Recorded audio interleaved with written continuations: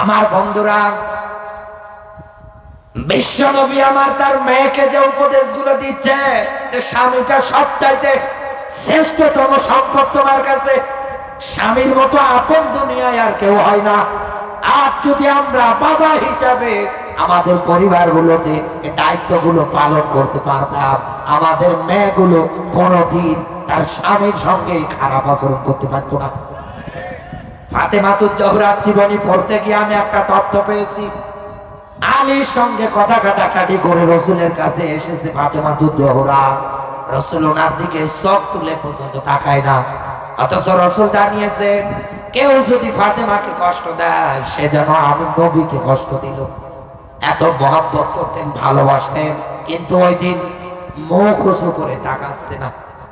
ফাতেমাতুজ জোহরা ডাক দিয়ে বলছে, বাবা অন্যদিন আসলে তুমি কথা বলো, অথচ আমি আজকে এসেছি তুমি কিছুই বলো না। ডাক দিয়ে বলে, মা আমি বুঝতে পেরেছি তুমি আলীর সঙ্গে কথা কাটাকাটি করে চলে এসেছো। আমি বলছি তাড়াতাড়ি করে আলীর কাছে গিয়ে মাপ চাও। এক কথা বলি, আলী যতক্ষণ না মাপ করবে ততক্ষণ আল্লাহ মাপ করবে না। আর এই অবস্থায় যদি মারা যাও তাহলে কিন্তু তোমাকে জাহান্নামে যাওয়া লাগবে। আমার মেয়ের পরিচয় দিয়ে লাভ হবে না। ফাতেমাতুজ জোহরা এই জীবনী থেকে রসুল তামাম দুনিয়ার মানুষদেরকে কি শিক্ষা দিতে চাইলেন এবং কি শিক্ষা দিয়ে গেলেন। এই দুনিয়ায় সাংসারিক জীবনে মেয়েরা এরকম ঝগড়া করে যদি বাবার বাড়ি আসে জামাইয়ের নামে নালিশ নিয়ে, পৃথিবীর সব বাবার উচিত ওই মেয়েকে আবার জামাইয়ের কাছে ফিরিয়ে দেওয়া। এই কথা বলো, কিন্তু বাংলাদেশের সিস্টেম আলাদা। মেয়ে যদি রাগ করে বাবার বাড়ি আসে, বাবার ও মেয়েকে আদর ভালোবাসা দিয়ে ডাক দিয়ে বলে, মা তোর এত ভাই আর আমি বাপটা চিন্তা বেঁচে থাকতে ও তোর গায়ে হাত উঠিয়েছে, ওরে এত বড় সাহস, ও আসুক খালি আজকে বাজারে, ওর টেঙ্গি ভেঙে দেব। একথা বলেন। ভাই বলছে ওকে পাইলেই হয়, যেখানে পাবো ওই জায়গায় পিটাবো। এই বাংলাদেশে রসুল আপনাকে এই আদর্শ শিক্ষা দিয়ে যায় নাই। রসুল যেমন তার মেয়েকে আলীর কাছে যাওয়ার জন্য মাপ চাওয়ার জন্য তাকে দিয়েছি, আপনার মেয়েটা বাড়ি আসার পরে আপনি যদি এই কথা বলেন তাহলে আপনার মেয়ে সংসার কোনোদিন মানবে না। আর আপনি যদি এই জায়গায় উল্টা পাল্টা বলেন যে মা তুই এই জায়গায় থাক, ও এসে আমার পা ধরবে, না ধরা পর্যন্ত আমি তোরে যেতে দেব না।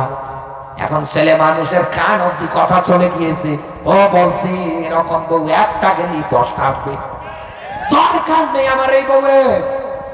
শেষে দেখেন সোনার সংসারটা বিনা কারণে আপনি শেষ করে ফেলেন, শেষে ডিভোর্স হয়ে যায়।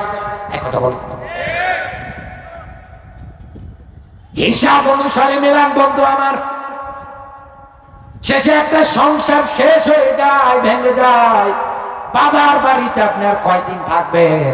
হাইজোর 6 মাস 1 বছর থেকে দেখেন, আপনার এতদিন স্বামীর বাড়িটা যদি জাহান্নাম মনে হয়, বাবার বাড়িটা এর চাইতেই বড় জাহান্নাম মনে হবে। স্বামী ব্যতীত আপনার আপন কেউ নাই। এজন্য রসুল তার মেয়েকে এইটাই শিক্ষা দিয়ে গিয়েছেন। আমাদের সবার দায়িত্ব এটাই, আমাদের মেয়েগুলোকে এইভাবে দুনিয়ার ময়দানে শিক্ষা দেওয়া, সতর্ক করা।